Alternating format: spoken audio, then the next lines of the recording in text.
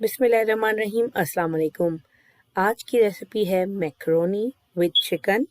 Macaroni की ये recipe आपको बहुत पसंद आएगी। बहुत तरीक़ों से आपने घर में अपने मैक्रोनी बनाई होगी, लेकिन आज आप ट्राई करें मेरे स्टाइल में, मेरी रेसिपी से, और आपको इंशाल्लाह रेसिपी ज़रूर पसंद आएगी।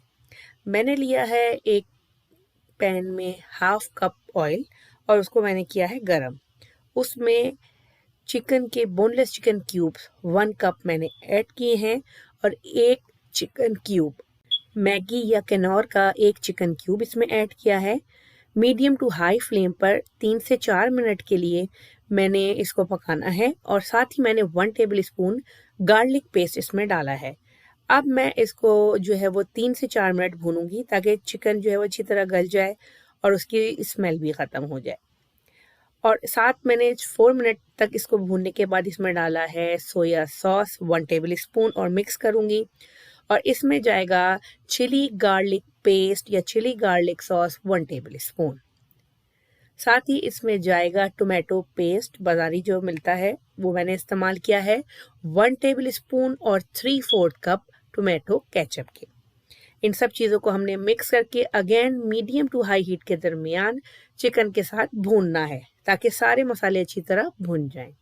अब बारी आती है ड्राई मसालों की। हल्दी और सफ़ेद मिर्च, वाइट पेपर और गरम मसाला ये मैंने डाला है और इसमें मैंने डाला है पार्सले। साथ में मैंने 1 टीस्पून चाट मसाला डाला है और 1 टीस्पून सेसमे सीड ऑयल। अब हम अगेन इस मसाले को खूब अच्छी तरीके से भूनेंगे। जब तक मसाला भुन रहा है मैं बता दूं मैं कौन कौन सी वेजिटेबल्स डाल रही हूँ। शिमला मिर्च को अगर आपके पास हरी है, कोई सी भी है, आप डाल सकते हैं। साथ ही इसमें जो है वो जाएगी बंद गोभी और हरा प्याज जो है वो बारीक कटा हुआ। तो ये इसके अलावा अगर कोई भी आपको सब्जियां पसंद हैं, ऑप्शनल, आप उसमें डाल सकते हैं।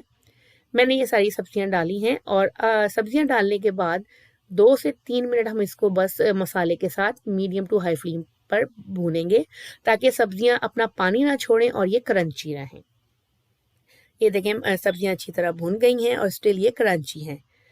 अब इसमें मैंने 200 ग्राम पास्ता को बॉईल करके रखा हुआ था वो मैं ऐड करूंगी और इस स्टेज पर हाई फ्लेम पर 3 से 4 मिनट मैंने पास्ता को चिकन के मसाले के साथ कुक करना है और चमचा चलाते रहना है। 3 से 4 मिनट के बाद फ्लेम ऑफ कर दूंगी और पास्ता हो गया है हमारा रेडी। इस तरीके से पास्ता आप लाजमी बनाएं और कमेंट्स में मुझे ज़रूर बताएं कि आपने मेरे तरीके से अगर पास्ता बनाया है तो आपको कैसा लगा है। बहुत ही मज़ेदार देसी स्टाइल चटपटा और बहुत ही यूनिक रेसिपी है मैक्रोनी या पास्ता की।